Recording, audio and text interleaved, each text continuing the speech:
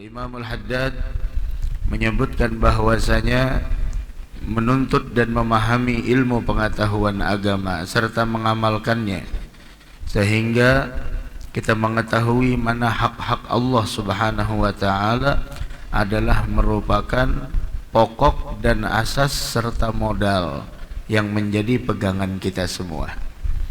Karena ilmu tanpa diamalkan itu seperti orang yang tidak waras. Punya ilmu tapi tidak diamalkan itu seperti orang yang tidak waras. Dan beramal tanpa ilmu itu tidak akan pernah mungkin terjadi. Dari karenanya pentingnya ilmu di dalam menjalankan hak Allah Subhanahu wa taala yang harus dijalankan oleh seorang hamba itu adalah merupakan asas, modal dan juga adalah pokok yang menjadi pegangan setiap orang yang beriman. Dari karenanya kalau urusan duniawi itu hanya sekedar pengikut, yaitu bahwasanya urusan duniawi harus kita bedakan dengan urusan ukhrawi. Mana yang dipentingkan, mana yang penting dan mana yang lebih penting. Dunia penting, tapi ada yang lebih penting, apa? Akhirat. Orang yang berakal bukan orang yang hanya bisa membedakan mana yang penting dan mana yang tidak penting. Itu semua orang bisa membedakan mana yang penting, mana yang lebih penting, mana yang bagus dan mana yang lebih bagus, mana yang mulia dan mana yang lebih mulia, mana yang istimewa dan mana yang lebih istimewa. Akan tetapi orang yang berakal bukan hanya bisa membedakan mana yang penting dan mana yang tidak penting, akan tetapi orang yang berakal, orang yang cerdas, mereka mampu membedakan mana yang penting dan mana yang lebih penting. Dunia penting, iya penting, tapi ada lagi yang lebih penting, apa? Akhirat.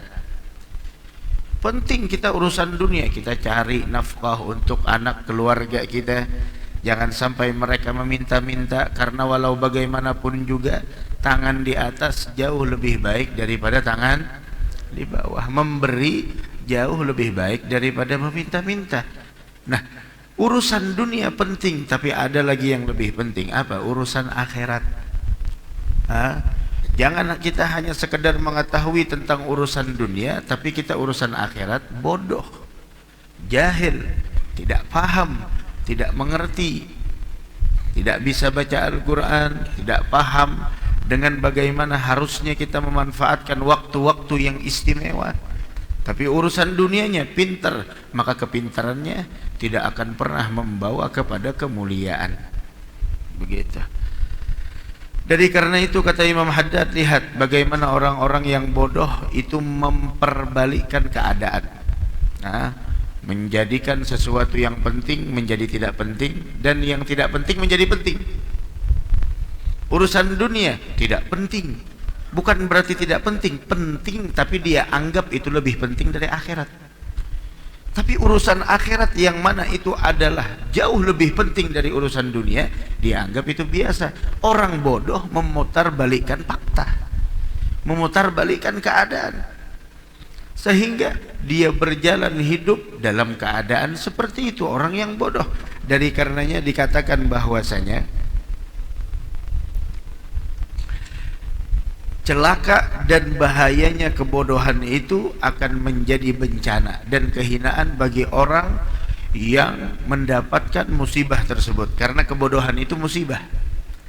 Jangan dianggap musibah itu hanya sekedar kita tidak punya uang atau kita kehilangan benda yang kita sayang. Itu musibah, iya musibah.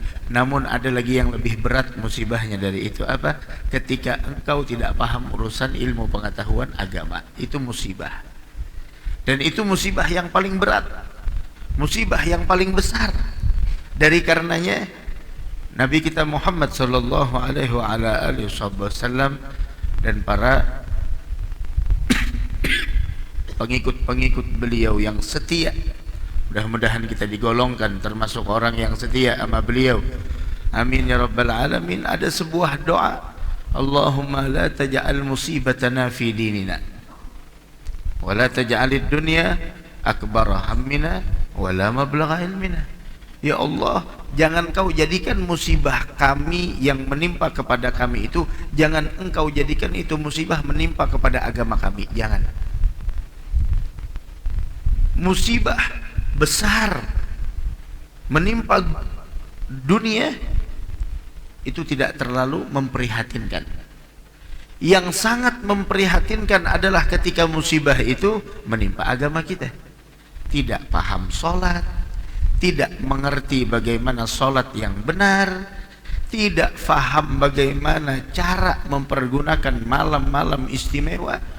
Wah, kita Masya Allah, tinggal 1 pekan lagi Ramadan pergi meninggalkan kita. Mudah-mudahan tidaklah Ramadan pergi meninggalkan kita. Semoga kedatangannya berkesan buat kita. Kehadirannya selama 1 bulan mampu merubah keadaan kita. Keadaannya yang dulunya jauh dari Allah menjadi dekat kepada Allah. Yang dulunya sering mengabaikan sholat 5 waktu, datang Ramadan 1 bulan, tamu Ramadan, tamu mulia, mampu merubah kita menjadi orang yang sangat menjaga sholat 5 waktu. Dan mudah-mudahan Ramadan merubah kita dengan perubahan yang jauh lebih baik dari yang sebelumnya. Dan mudah-mudahan tidaklah Ramadan meninggalkan kita, melainkan dia meninggalkan kita dan kita dalam keadaan mendapatkan ampunan dan amal kita diterima di sisi Allah Subhanahu wa taala. Karena kalau sudah Ramadan meninggalkan kita dan kita masih belum berubah jadi orang yang lebih baik, kapan lagi kita bisa berubah? Kapan lagi kita bisa merubah dan memperbaiki hubungan antara kita dengan Allah Subhanahu wa taala? Begitu. Nah, mungkin ini Rabu ini mungkin Rabu terakhir kita. Rabu terakhir kita di sini. Rabu depan ya seandainya 29 berarti Rabu depan udah lebaran. Seandainya 30 ya tetap ulun kada turun juga, sudah cukup aja sudah. Nah, kan ada yang lebaran sudah. Rabu depan sudah ada yang lebaran. Kalau kita 29 ya bareng lebarannya. Kalau kita 30 ya Kamis lebarannya. Kalau kita libur udah. Kapan lagi malam Rabunya? Insyaallah antara ada aja pengumumannya. Jadi ini Rabu terakhir kita di sepanjang bulan Ramadan. Mudah-mudahan diterima insyaallah. Tinggal 1 minggu lagi. Al-a'mal bi khawatimiha. Amal itu tergantung penutupnya. Tidak dilihat bagaimana permulaannya, tidak dilihat bagaimana pertengahannya, tapi dilihat bagaimana penutupnya. Seperti orang yang lomba lari, lomba MotoGP dan lain sebagainya, itu kan yang dilihat akhirnya, bukan permulaannya. Permulaannya mungkin lambat, tapi ketika terakhirnya, Masya Allah, dia sampai di garis finish begitu dan mendapatkan hasil yang sangat luar biasa. Begitu. Dari karenanya dirubah, jadikan Ramadan tahun ini merubah kita yang dulunya kita tidak terlalu tertarik dengan ilmu menjadi orang yang kecanduan dengan ilmu pengetahuan agama, sehingga dimanapun ada majelis ilmu kita ikut hadir, kita ikut duduk mendengarkan, kita ikut di sana menimba ilmu pengetahuan agama. Tidak pandang usia, tidak pandang status, yang namanya kita perlu dengan ilmu pengetahuan agama. Jangan sampai itu musibah menimpa agama kita. Karena musibah yang terbesar bukanlah gempa, bukan tanah longsor, bukan tsunami. Itu besar, tapi ada lagi jauh yang lebih besar dari itu. Apa? Ketika musibah itu menimpa di dalam agama kita. Gitu. Doa kunut kada hafal. Nah, itu musibah. Doa kunut dapat. Ayo baca doa kunut. Allahumma hdina fi man hadait. Bismika Allahumma ahya bismika amut. Kada hafal. Ini musibah. Ada yang kada hafal nih. Ada yang kada hafal. Ini musibah. Musibah. Doa iftitah kada hafal. Musibah. La ilaha illallah. Jauh lebih besarnya daripada musibah yang lainnya. Jadi karenanya tuh doa jangan minta, jangan sampai musibah itu ada dalam agama kita. Kalau urusan dunia kita itu tidak terlalu besar, tidak terlalu menakutkan, tapi yang menakutkan musibah ketika menimpa di dalam agama kita. Kebodohan itu musibah, sampai dikatakan di sini ma yablughul a'da'u min jahilin ma yablughul jahilu min nafsih. Tidaklah musuh mampu menghancurkan orang yang bodoh seperti orang yang bodoh menghancurkan dirinya sendiri. Itu orang yang bodoh itu sebenarnya dia menghancurkan dirinya sendiri, dan dia termasuk orang yang dikatakan wa fil jahli qablal mauti mautun li ahlihi fa ajsaduhum qablal guburi guburu. Kebodohan itu adalah kematian sebelum kematian bagi kaumnya. Artinya orang yang hidup tanpa ilmu pengetahuan agama tidak jauh beda seperti orang yang mati. Dan hidupnya seseorang itu di dalam ilmu dan ketakwaan kepada Allah. Selama dia hidup kalau tidak punya ilmu pengetahuan agama, maka dia seperti orang yang mati. Fa ajsaduhum qablal guburi guburu, dan jasad mereka adalah kubur sebelum kuburan. Tidak ada nilainya, tidak ada manfaatnya. Dari karenanya tidak ada kebanggaan yang sebenarnya, melainkan adalah bagi orang yang ketika dianugerahkan ilmu pengetahuan agama oleh Allah Subhanahu wa ta'ala. Dari karenanya Nabi kita Muhammad senantiasa meminta kepada Allah dan diperintahkan oleh Allah untuk agar meminta tambahan ilmu kepada Allah. Wa qur rabbi zidni ilma, begitu. La ilaha illallah. Sampai itu kata Nabi Muhammad sallallahu alaihi wa ala alihi wasallam, setiap hari yang saya lalui tidak menjadikan saya semakin dekat kepada Allah, dan tidak menambah setiap hari yang tidak bertambah ilmu pengetahuan agama di dalam diri saya, dan tidak menjadikan saya dekat kepada Allah, maka sungguh itu hari adalah hari yang sial, hari yang tidak berkah. Itu hari yang tidak berkah. Kalau kita ingin tahu hari yang tidak berkah apa, adalah hari yang tidak bertambah ilmu dan tidak bertambah kedekatan kepada Allah. Bulan Ramadan juga begitu. Salat witir kita minta barikillahumma lana fi syahri Ramadan. Kita minta berkah di bulan Ramadan. Namun pertanyaannya, keberkahan di bulan Ramadan itu apa? Keberkahan di bulan Ramadan bukan makin gemuk lah, bukan itu. Keberkahan bulan Ramadan bukan banyaknya dapat THR. Keberkahan bulan Ramadan bukannya kita udah siap dengan baju lebaran. Bukan itu keberkahan Ramadan. Akan tetapi keberkahan Ramadan yang sebenarnya ketika Ramadan mampu merubah kepribadian kita menjadi hamba yang lebih bertakwa kepada Allah. Keberkahan Ramadan itu bisa dilihat bagaimana Ramadan menjadikan kita termasuk hamba yang lebih mencintai Al-Quran dari selainnya, lebih mencintai ketaatan dari selainnya, lebih mencintai ibadah dari selainnya, lebih mencintai ilmu dari selainnya. Itu keberkahan Ramadan, menjadi lebih baik kepribadiannya dari sebelum Ramadan.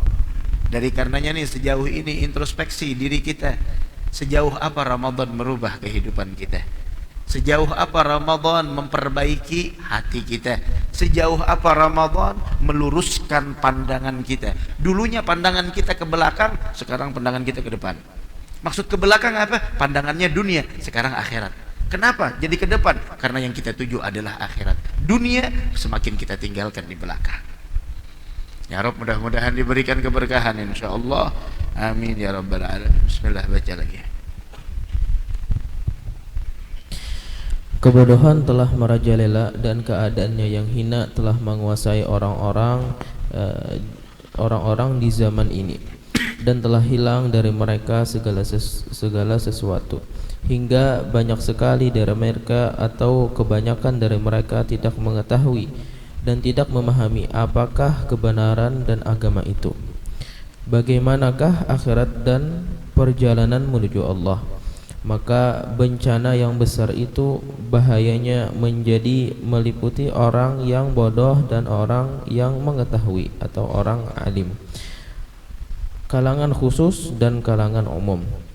Adapun bahayanya bagi orang yang bodoh bukanlah sesuatu yang tersembunyi, karena semua itu menjadi penyebab bagi mereka yang meninggalkan apa-apa yang diwajibkan Allah kepada mereka dari pengetahuan agama dan mempelajari hukum-hukumnya. Sedangkan bahaya bagi orang yang alim menjadikan mereka meninggalkan ajakan ke jalan Allah dan mengajarkan kepada manusia apa-apa yang tidak mereka ketahui dari hukum-hukum agama mereka dengan mengamalkannya. Jika orang-orang yang bodoh tidak mengetahui kewajiban untuk mempelajari apa-apa yang diwajibkan atas mereka dengan menuntut ilmu agama, maka diwajibkan atas para ulama untuk memberi tahu atau mengajari mereka tentang semua itu, dan diharamkan atas mereka berdiam dari keadaan itu. Allah Subhanahu wa taala tidak akan menerima alasan mereka dalam meninggalkan untuk memulai memberikan pengertian terhadap orang-orang yang bodoh dan memberikan pelajaran terhadap orang-orang yang bodoh yang memiliki sifat seperti itu. Bagi para ulama, dalam permasalahan ini menjadi pekerjaan keras akan banyaknya hal-hal yang merupakan kepentingan mereka. Jadi karenanya kebodohan ketika merajalela itu akibatnya bukan hanya mereka yang mendapatkannya, tapi orang-orang yang alim, orang-orang yang punya ilmu juga dapat imbasnya.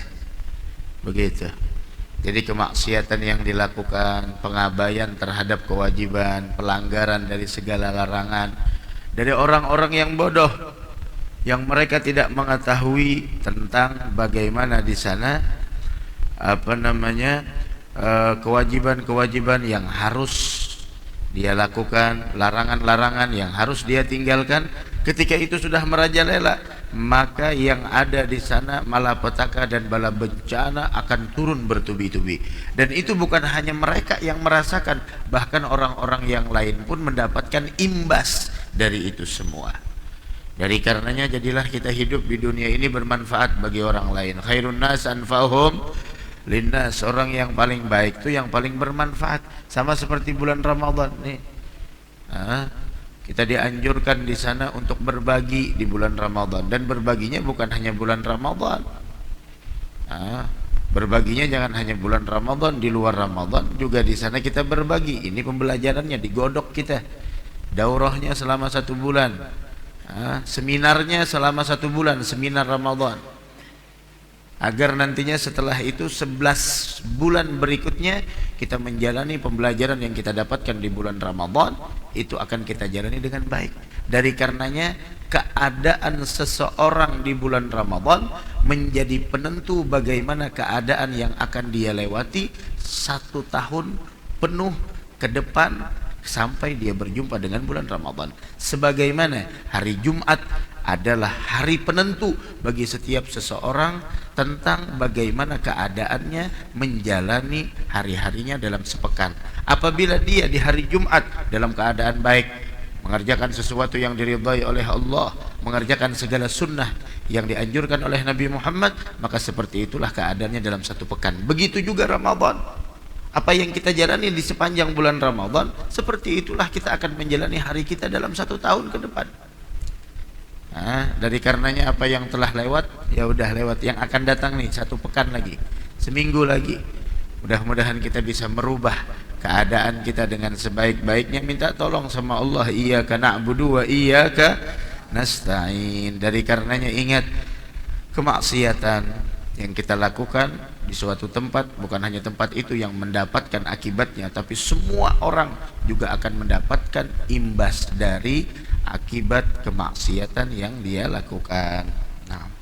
Bismillah, baca setelahnya. Ketahuilah bahwa sesungguhnya di dalam Islam terdapat masa-masa fitrah dan manusia saat fatrah. Sesungguhnya di dalam Islam terdapat masa-masa fatrah dan manusia saat ini berada di sebagian masa-masa itu. Karena banyak sekali mereka yang berada di dalam lingkaran Islam, namun tidak mengetahui apa-apa yang diwajibkan oleh Allah Subhanahu wa taala dari amal taat dan yang diharamkan Allah Subhanahu wa taala dari perbuatan maksiat, dan tidak mengetahui kewajiban atas mereka untuk menuntut semua itu lalu mengamalkannya. Ini fakta orang hidup di tengah-tengah lingkungan orang Islam, majelis di mana-mana, pengajian di mana-mana menjelaskan tentang hukum-hukum Allah, kewajiban hamba Allah kepada Allah. Tinggal di tengah-tengah orang Islam, tapi dia sendiri tidak paham, tidak mengerti apa yang diwajibkan oleh Allah, apa yang diharamkan, tidak mengerti. Sehingga karena kebodohan yang ada di dalam dirinya, sehingga dia hidup bagaikan binatang, tidak mengerti apa yang harus dikerjakan, tidak memahami apa yang harus ditinggalkan.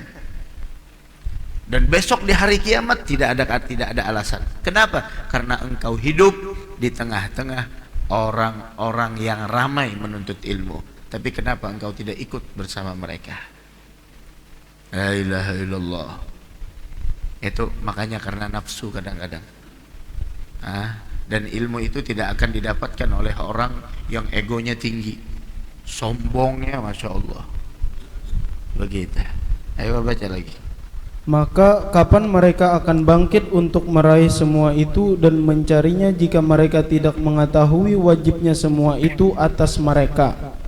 Maka menjadi pasti kewajiban bagi orang-orang yang berilmu dan pendakwah kepada Allah Subhanahu wa taala dalam memenuhi hak-hak mereka dengan cara memberikan pengertian kepada mereka akan wajibnya semua itu atas diri mereka dan mengajak mereka untuk mencarinya sebagai permulaan dari mereka. Karena sesungguhnya siapa yang tidak mengenal dan mengetahui, maka tidak mungkin baginya untuk mencari dan memahaminya.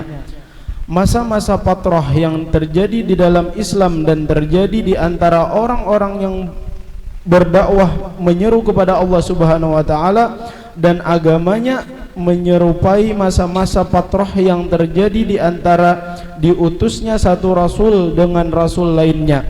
Hal ini telah diisyaratkan oleh Syekh Al-Arif Billah Abdul Wahab bin Ahmad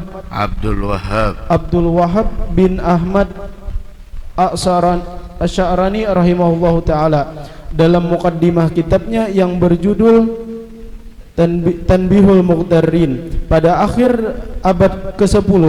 Dan ini selain keasingan yang terjadi di akhir zaman dan ketika dikatanya kiamat, ketika dekatnya kiamat. Itu dekatnya kiamat ada tandanya. Kiamat tidak ada yang tahu kecuali Allah. Jangan percaya sama ramalan 12 sudah lewat, mau 24 tidak mungkin. Begitu. Kiamat mah bakal terjadi.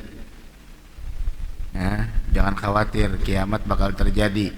Namun yang harus kita pertanyakan, bekal apa yang udah kita persiapkan dalam menghadapi kiamat tersebut. Kiamat bakal terjadi. Mudah-mudahan selamat insyaallah. Dan sebelum kiamat itu macam-macam cobaan, macam-macam cobaan, ini itu berbagai macam tanda-tandanya. Nabi Muhammad sering ditanya kapan kiamat. Urusan kiamat itu urusan Allah. Kewajiban kita hanya mempersiapkan bekal untuk menghadapi kiamat. Udah tahu kiamat bakal terjadi, kenapa kita tidak berbekal diri? Harus kita berbekal diri. Nunggu Imam Mahdi datang. Jangan nunggu Imam Mahdi datang. Dikhawatirkan kita keburu meninggal sebelum beliau datang. Begitu. Beliau bakal datang udah. Nah, kita harus siap dengan ilmu pengetahuan agama. Jangan sampai yang benar dibungkus dengan kebatilan, yang batil dibungkus dengan kebenaran. Jadi seakan-akan yang batil itu benar. Kenapa? Remang-remang jadinya. Yang benar karena berbagai macam opsi, berbagai macam statement dan lain sebagainya, narasi-narasi yang mana di sana membingungkan publik sehingga kita beranggapan yang benar itu adalah batil dan yang batil itu adalah benar. Hati-hati. Dari karenanya ada doa, Allahumma arinal haqqa haqqa warzuqna ittiba'ah wa arinal batila batila warzuqna tinabah. Ya Allah, perlihatkan saya kebenaran itu memang benar. Karena mengenal kebenaran itu nikmat, dan jauh lebih nikmat lagi ketika kita mampu mengikutinya. Dan mengenal kebatilan itu juga anugerah dari Allah, dan lebih nikmat lagi ketika kita mampu untuk meninggalkan kebatilan tersebut. Begitu. Nah, itu tanda-tanda kiamat. Ini diantaranya yaitu keasingan yang terjadi di akhir zaman. Bagaimana maksudnya? Ayo terus baca. Seperti yang telah disebutkan oleh Rasulullah SAW dalam sabdanya, Bada'al Islamu ghariban wa sayaudu ghariban fatuba lil ghurabi allazina yuhibbuna ma amatan nasu fi sunnati. Artinya, agama Islam bermula dalam keadaan asing dan akan kembali menjadi asing seperti permulaannya. Maka beruntunglah orang-orang yang asing, yaitu yang menghidupkan apa-apa yang dimatikan manusia dalam sunnahku. Bada'al Islamu ghariba. Islam ini awalnya asing. Asing di mata orang-orang Quraisy pada saat itu. Apa ini Islam? Agama yang kita kenal itu agama nenek moyang kita. Ini namanya fanatik buta. Yang bertentangan dengan nenek moyang kita salah. Bada'al Islamu ghariba. Islam pada awalnya asing. Wa sayaudu ghariba, kata Nabi Muhammad. Dan bakal kembali lagi agama Islam ini seperti permulaannya, yaitu asing. Quran sudah asing di rumah. Quran menjadi asing di rumah orang yang beriman. Masjid menjadi asing. Sepi dari pengunjungnya. Pasar rame, mall penuh, kasirnya ngantrinya Masya Allah setengah jam antrinya aja. Masuk masjid los plong, asing. Wa sayaudu ghariba, akan menjadi asing lagi. Quran di rumah orang yang beriman, sunnah Nabi di tengah-tengah masyarakat jadi asing. Kemudian apa kata Nabi Muhammad? Fatuba lil ghuraba, beruntung orang-orang asing. Bukan orang asing yang beruntung. Asing di sini maksudnya apa? Wah, bukan orang asing, orang Banjar. Bukan seperti itu maksudnya. Fatuba lil ghuraba, beruntung orang yang asing. Siapa itu al ghuraba? Alladzina yuhibbuna ma amatan nasu fi sunnati.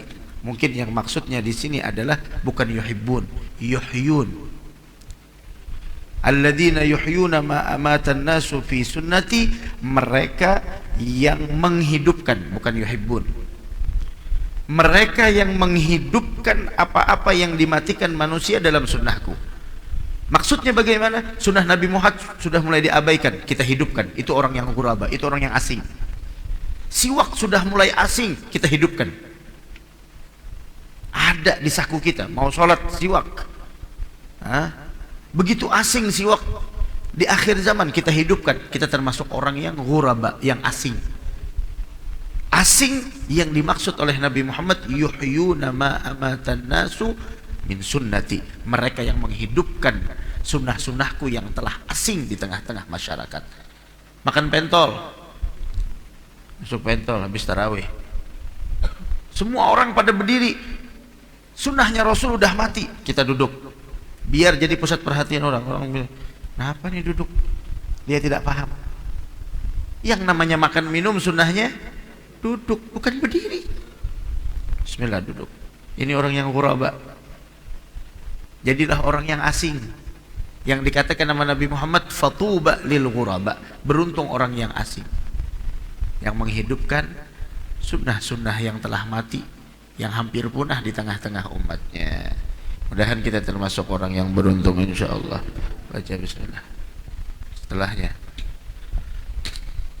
sabda Rasulullah sallallahu alaihi wasallam pula, dakhalan nasu fi hadzal din afwaja wa sayakhrujuna minhu afwaja kama dakhalu. Artinya, manusia akan masuk ke dalam agama ini secara berbondong-bondong dan akan keluar darinya berbondong-bondong pula sebagaimana ketika memasukinya. Itu berjamaah jadinya keluarnya. Keluar dari agama berjamaah. Mungkin mereka tidak keluar, tidak murtad, tapi mereka sudah di sana tidak memperdulikan lagi agama itu seperti apa, harus tidak rame-rame.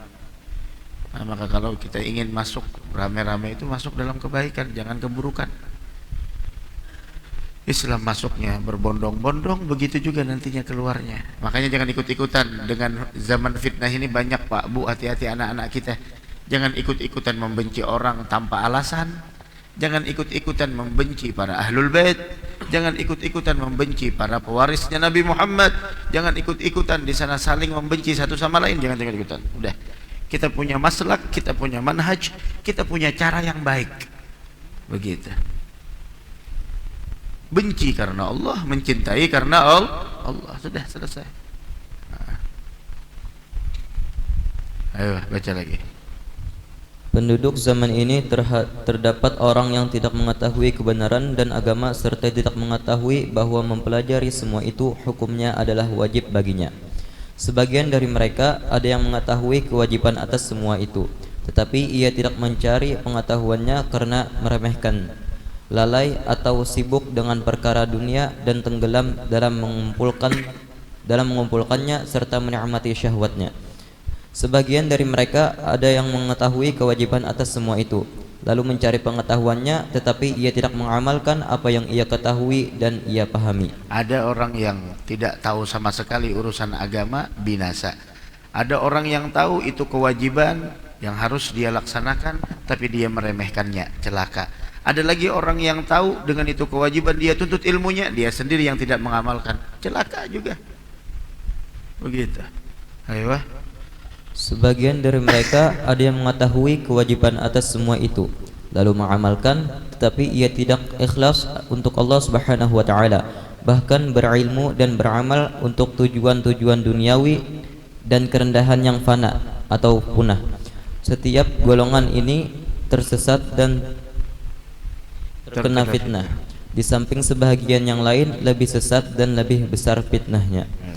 Betapa indahnya kata-kata yang diucapkan oleh sebagian imam dari para pendahulu kita yang saleh, semoga Allah Subhanahu wa taala merahmati mereka. Amin.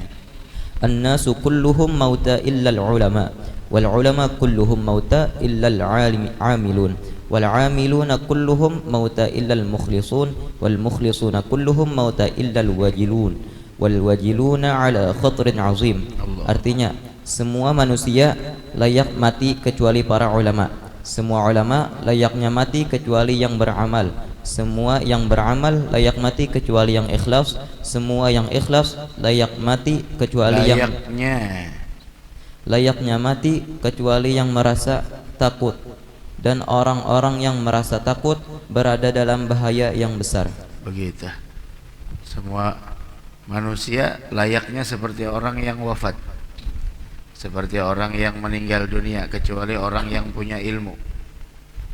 Orang-orang yang punya ilmu layaknya seperti orang-orang yang meninggal dunia, melainkan orang yang mengamalkan ilmu. Yang mengamalkan ilmu juga layaknya seperti mayit, melainkan orang yang ikhlas. Orang yang ikhlas layaknya seperti orang mati, kecuali orang-orang yang mempunyai rasa takut. Dan orang yang mempunyai rasa takut berada dalam bahaya yang sangat besar. Dari karena itu, pernah suatu hari Sayyidatuna Aisyah bertanya kepada Nabi Muhammad tentang firman Allah Subhanahu wa taala, "Walladzina yu'tuna ma ataw wa qulubuhum wajilah annahum ila rabbihim raji'un." Yang artinya adalah mereka yang memberikan apa yang mereka berikan, yaitu sedekah, dengan hati yang penuh rasa takut kepada Allah. Artinya mereka beramal disertai dengan rasa takut. Tidak tertipu dengan amalnya, merasa amalnya udah diterima, lah, tidak. Merasa sedekah, tidak. Walladzina yu'tuna ma ataw wa qulubuhum wajilah annahum ila rabbihim raji'un. Dan mereka mempunyai rasa takut bahwasanya sesungguhnya mereka akan kembali kepada Allah Subhanahu wa taala. Sayyidatuna Aisyah pernah bertanya kepada Nabi Muhammad tentang ayat ini, "Qultu ya Rasulullah, walladzina yu'tuna ma ataw wa qulubuhum wajilah, orang-orang yang telah memberikan apa yang mereka berikan, melaksanakan apa yang mereka laksanakan dengan hati yang penuh rasa takut, apakah itu mereka yang berzina, mabok-mabokkan, atau yang mencuri, kemudian mereka rasa saat itu mempunyai rasa takut kepada Allah Subhanahu wa taala? Kata Nabi Muhammad, la ya bintas Siddiq, bukan itu maksudnya. Akan tetapi maksud dari firman Allah adalah walakinnahu ar-rajul yasum wa yusalli wa yatasaddaq wa yakhaf alla yuqbala min. Akan tetapi yang dimaksud dalam firman Allah tersebut, walladzina yu'tuna ma ataw wa qulubuhum wajilah, maksudnya adalah bukan mereka yang mengerjakan maksiat kemudian mereka takut kepada Allah, itu memang sudah semestinya.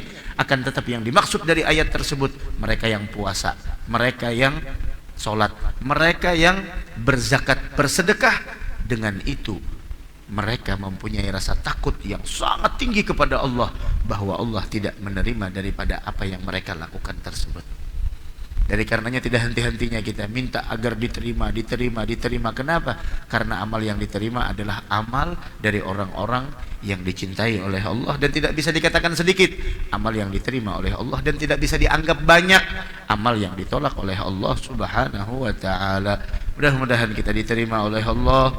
Mudah-mudahan kita senantiasa panjang umur, sehat walafiat. Mudah-mudahan Ramadan tahun ini membawa perubahan bagi kita semua menjadi lebih baik, dan mudah-mudahan Ramadan mampu menjadikan kita semua hamba-hamba yang bertakwa kepada Allah fis sirri wal alan, dan mudah-mudahan kita dipertemukan dengan Ramadan tahun yang akan datang dalam keadaan sehat wal afiyah, dan semoga yang sakit dari umat Nabi Muhammad diberikan kesembuhan oleh Allah, dan semoga kita termasuk orang yang mendapatkan bahagian dari malam Lailatul Qadar insyaallah. Amin ya rabbal alamin. Dan malam Jumat ini malam terakhir kita, malam Jumat terakhir di bulan Ramadan. Kebetulan malam Jumatnya adalah malam ganjil. Wal Imam Al-Haddad sahibul kitab mengatakan, jika kalian berjumpa malam Jumat di 10 terakhir bulan Ramadan yang bersamaan dengan malam ganjil, kebiasaannya itu malam adalah malam Lailatul Qadar. Pergunakan dengan sebaik-baiknya malam ganjil, malam Jumat, malam 25. Mudah-mudahan. Yang penting tuh sholat maghrib, isya, subuh berjamaah. Jangan sampai qiyamul lail jam 2 malam sampai jam 3 subuhnya sholat sendirian. Sholat sendirian aja udah tidak baik, apalagi tidak sholat sama sekali. Begitu. Kalau bisa nunggu waktu sampai isyraq semacam ini, itu lebih mulia lagi. Mudah-mudahan tahan rasa ngantuk kita, semuanya bakal berakhir, semuanya bakal berlalu. Kita jalani, minta tolong sama Allah Subhanahu wa taala. Mudah-mudahan Allah berikan pertolongan kepada kita semua. Amin ya rabbal alamin.